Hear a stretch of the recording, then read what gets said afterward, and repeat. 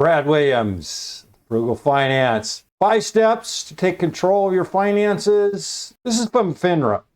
This is the regulatory arm of the finance industry, self-regulatory.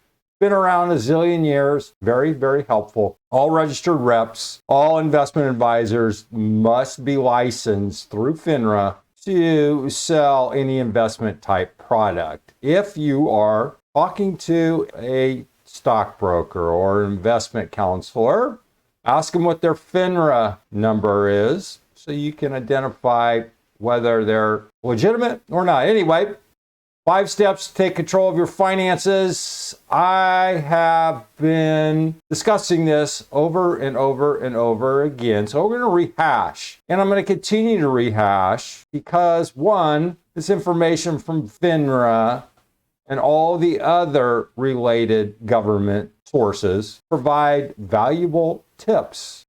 Now, I used to be a stockbroker. I used to be registered with FINRA. I don't give investment advice. I am acting more as an instructor or a person that enjoys this and wants to share some of my experiences and then some of what the experts are saying.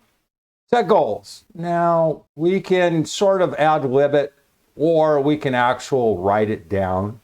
You can use whatever source works for you, but think long term.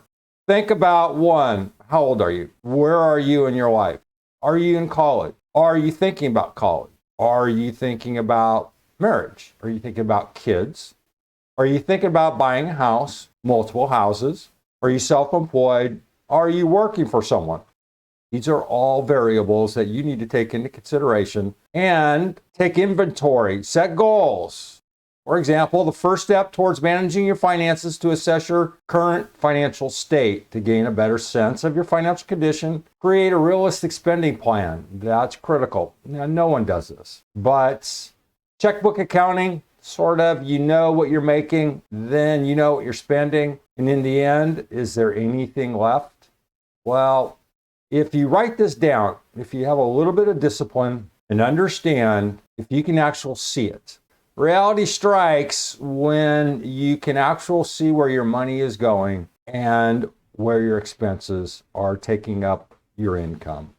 Therefore, if you set goals, perhaps you won't be going out to restaurants as often as you do. Perhaps those very expensive travel vacations, you're going to go, ouch.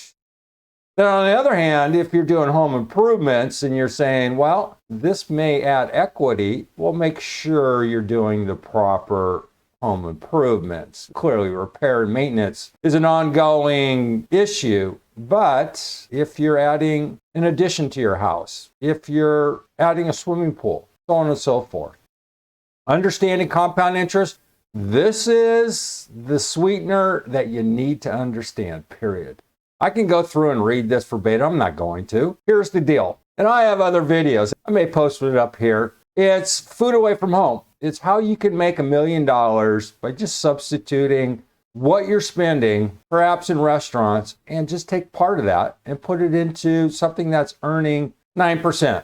Oh, you're going, Williams, where does 9% come into play? Long-term history, long-term return, long-term. On the stock market, say the S&P, is about a little over 12%. After taxes, it's 9.3%. So if you take the average $450 people spend on a monthly basis on restaurants and take 200 of that and put it into some type of investment, long-term, that $200 will, over, let's say, 40 years, that'll turn into $96,000, which, with this beauty of compounding and growth, will be nearly $1 million by the time you retire.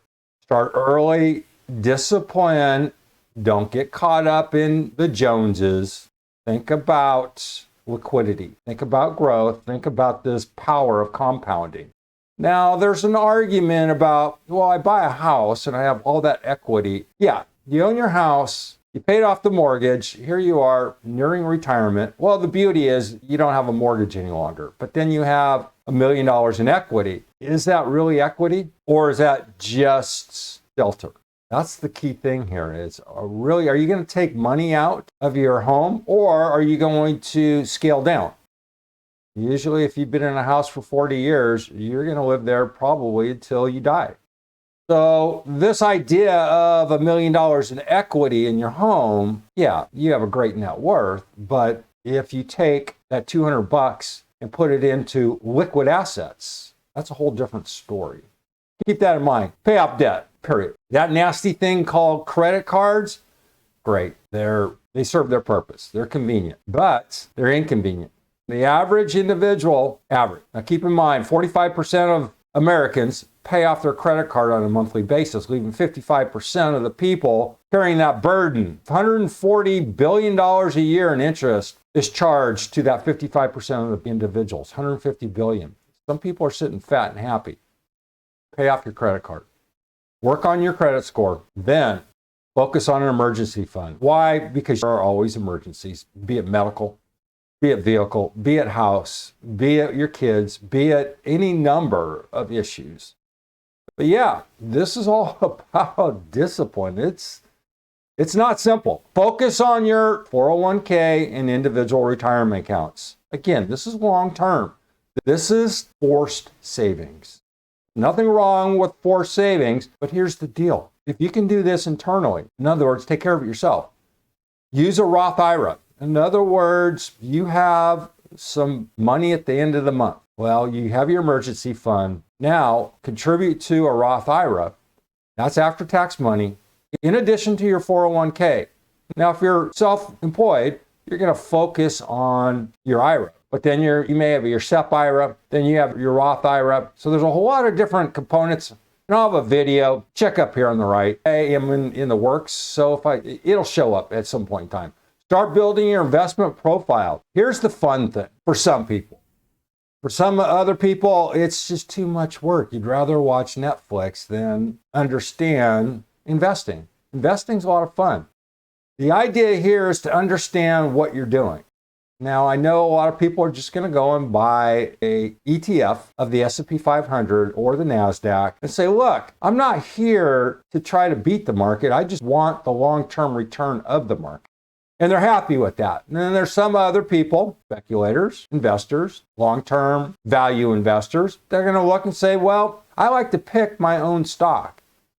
I understand enough about it. I can go out and I'll buy a Netflix or an Amazon or an Apple or an Oracle or any of the other great companies out there. So it's just a matter of your particular style.